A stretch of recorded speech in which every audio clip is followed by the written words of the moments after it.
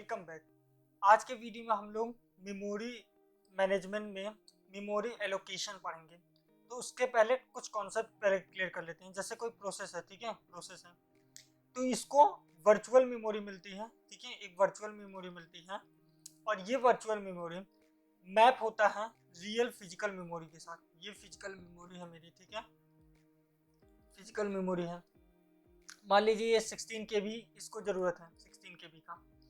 तो ये जो मेरा रियल मेमोरी होगा इसमें तो कुछ पार्ट ओएस ले लेगा। ये वाला मैप हो गया यहाँ से यहाँ तक के लिए फिजिकल मेमोरी में, ये हो गई इसकी मैपिंग, ठीक है। और ये मान लीजिए 32 से 16 है तो 48 तक जाएगा, 48 तक। और इसी मैपिंग को जो है वो हम लोग कहते हैं address translation, address translation, okay. अब ये होता कैसे एड्रेस ट्रांसलेशन, ये समझना बहुत ज़्यादा जरूरी है कि ये एड्रेस ट्रांसलेशन होता कैसे है। कि ये मेरा एक प्रोसेस है, उसको 16 KB चाहिए तो उसने वर्चुअल मेमोरी ले लिया। क्यों लेता है, ये पिछली वीडियो में मैंने बता दिया था, आइसोलेशन एंड प्रोटेक्शन के लिए। तो इसको ले लिया, फिर इसको यहाँ से मैपिंग हो गया, इसी को हम लोग कहते हैं एड्रेस ट्रांसलेशन। तो ये होता कैसे है, ये होता है बेस एंड बाउंड टेक्निक का यूज करके। इसमें बेसिकली दो रजिस्टर होते हैं, ठीक है, ओके। जो एक होता है बेस, बेस ये बताता है जैसे ये जो फिजिकल मेमोरी है, ठीक है, इसमें शुरू हुआ था 32 से और 48 तक गया था। तो जो इसका 32 होगा वो बेस स्टोर करेगा कि बेस हो गया 32 KB, ओके। फिजिकल एड्रेस का स्टोर करेगा कि बेस क्या है प्रोसेस का। और एक और होगा वो होता है बाउंड।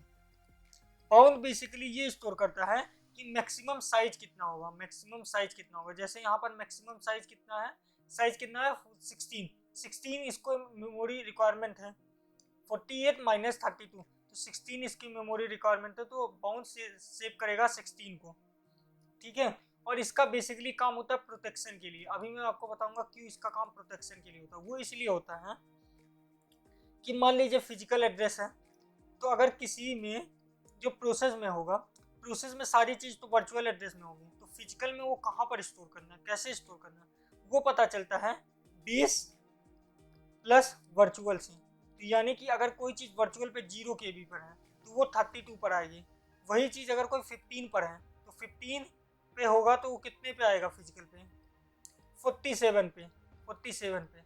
लेकिन अगर कोई चीज़ यहाँ पर आ गया 49 पे स्टोर करने के लिए तो क्या होगा, तो बाउंड बता देगा नहीं हो सकता, क्योंकि वर्चुअल जो है कभी भी आपका बाउंड से ज़्यादा नहीं हो सकता, बाउंड से ज़्यादा नहीं हो सकता। अगर कभी ऐसा कुछ आता है तो CPU एक्सेप्शन देगा। एक्सेप्शन कौन देगा, CPU एक्सेप्शन देगा, ये याद रखिएगा। तो आपको हमेशा पता चलना चाहिए बेस किस लिए आता है, ये फार्मूले के लिए कि स्टार्ट कहाँ से करना है फिजिकल को। और बाउंड हमेशा प्रोटेक्शन के लिए होता है कि वो कभी भी फिजिकल मेमोरी में एक्स्ट्रा दे ना सके, इसलिए होता है।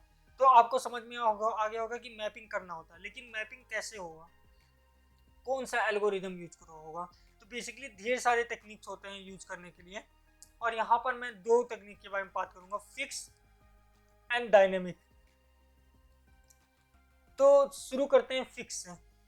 एक होता है fix partition, fix partition memory का फिक्स पार्टीशन कर दिया जाता है। इसमें क्या होता है कि जो फिजिकल मेमोरी है, ठीक है, इसका कुछ पल तो ओएस को चला गया, ठीक है। उसके बाद क्या होता है फिक्स पार्टीशन में, फिक्स साइज में इसको कट कर दिया जाता है। मान लीजिए 4 प्रोसेस आ गए, ठीक है, 4 प्रोसेस आ गए और इसको कट कर दिया 5 प्रोसेस है, ठीक है। और 5 प्रोसेस, पहला प्रोसेस को 3 MB चाहिए, यहाँ पर 6 MB है तो इसको ये पूरा अलॉट कर दिया जाएगा। दूसरे को मान लीजिए 5 MB चाहिए तो इसको ये पूरा अलॉट कर दिया जाएगा। तीसरे को मान लीजिए 2 MB चाहिए तो इसको पूरा अलॉट कर दिया जाएगा। चौथे को 5 MB चाहिए तो इसको पूरा अलॉट कर दिया। छठवां का एग्जाम्पल मैं आपको बता रहा हूँ, नेक्स्ट वाले का एग्जाम्पल मैं आपको बता रहा हूँ। तो यहाँ पर क्या हो रहा है, इसको चाहिए था 3 MB, मिल गया इसको 6 MB, तो 3 MB यहाँ पर जो एक्स्ट्रा है फिक्स पार्टीशन में ये वेस्ट हो गया। तो एक जो फिक्स पार्टीशन की सबसे बड़ी प्रॉब्लम होती है कि हमने पहले से फिजिकल मेमोरी को डिवाइड कर लिया। ओएस क्या करता है, पहले से फिजिकल मेमोरी को डिवाइड कर लेता है कि एक प्रोसेस आएगा तो उसको 6 MB ही दिया जाएगा, चाहे उसको MB रिक्वायरमेंट कम हो तब भी इसको दिया जाए। तो यहाँ पर क्या होगा, मेमोरी वेस्टेज जाने लगती है और इसी मेमोरी वेस्टेज को हम लोग कहते हैं इंटरनल फ्रेगमेंटेशन। क्या कहते हैं, इंटरनल फ्रेगमेंटेशन। तो एक बहुत बड़ी प्रॉब्लम आती है इंटरनल फ्रेगमेंटेशन की। दूसरे, यहाँ पर आप मल्टी प्रोग्रामिंग ज़्यादा नहीं कर सकते। अगर OS ने मेमोरी को 5 पार्ट में डिवाइड किया है तो सिर्फ 5 ही प्रोसेस तो आ सकते हैं, क्योंकि कोई एक्स्ट्रा प्रोसेस नहीं आ सकता। जितने पार्ट में उसने डिवाइड किया उतना ही हो सकते हैं। तो यहाँ पर जो मल्टी प्रोग्रामिंग होता है वो फिक्स्ड होता है। नेक्स्ट एक प्रॉब्लम है, जैसे मैंने लास्ट में बोला कि अगर मान लीजिए कोई प्रोसेस आ गया जो 10 MB का है, तो वो कैसे देगा, नहीं दे सकता, क्योंकि 6 MB से ज़्यादा का प्रोसेस नहीं दे सकता। यहाँ तक कि अगर एक यहाँ पर 2 ब्लॉक खाली होते 6 MB के तो भी वो प्रॉब्लम करता। वो हमेशा जो फिक्स कर दिया बस उससे ज़्यादा का नहीं दे सकता। तो जब भी इस तरह की प्रॉब्लम है कि लिमिट से ज़्यादा का, तो यहाँ पर होता है उसको एक्सटर्नल फ्रेगमेंटेशन। एक्सटर्नल फ्रेगमेंटेशन, तो ये सारी इसमें प्रॉब्लम है, क्योंकि उसने पहले से ही डिवाइड कर दिया मेमोरी को, तो ये प्रॉब्लम आ गई। और इसको सॉल्व करता है डायनेमिक। डायनेमिक में क्या होता है कि जैसे OS तो अपना जहाँ ले लिया, अब कोई प्रोसेस आया उसको चाहिए 2 MB, तो ये सिर्फ 2 MB कट करके देगा। फिर किसी ने आया बोला 8 MB चाहिए, तो इसको 8 MB कट करके दे दिया। फिर किसी ने आया फिर से बोला 2 MB चाहिए, उसको 2 MB दे दिया। इस तरह से देगा। तो इसमें क्या होगा, वेस्टेज नहीं होगा, तो इंटरनल फ्रेगमेंटेशन नहीं होता है। दूसरा, इसमें मल्टी प्रोग्रामिंग फिक्स नहीं रहती है, बल्कि ज़्यादा रहेगी, क्योंकि जितना ज़्यादा ज़रूरत होगा उतना कट करके दे दिया जाएगा। लेकिन क्या इसमें एक्सटर्नल फ्रेगमेंटेशन नहीं होगा? आप कहेंगे नहीं होगा, क्योंकि अगर 10 MB चाहिए उसको भी दे दिया। लेकिन यहाँ एक प्रॉब्लम है, मान लीजिए प्रोसेस 1 है, 2 है, 3 है, इतने में मेमोरी खत्म हो गया।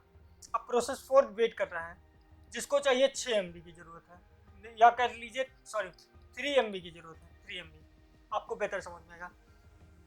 प्रोसेस 1 कंप्लीट हो गया तो ये स्पेस खाली हो गया। प्रोसेस 3 कंप्लीट हो गया, ये स्पेस खाली हो गया। अब इसको 3 MB चाहिए, तो क्या इसको 3 MB मिल जाएगा? नहीं मिलेगा। क्यों? क्योंकि ये कॉन्टिन्यूस नहीं है, इसलिए इसको नहीं मिलेगा। तो एक्सटर्नल फ्रेगमेंटेशन जो है वो अभी भी है। क्यों?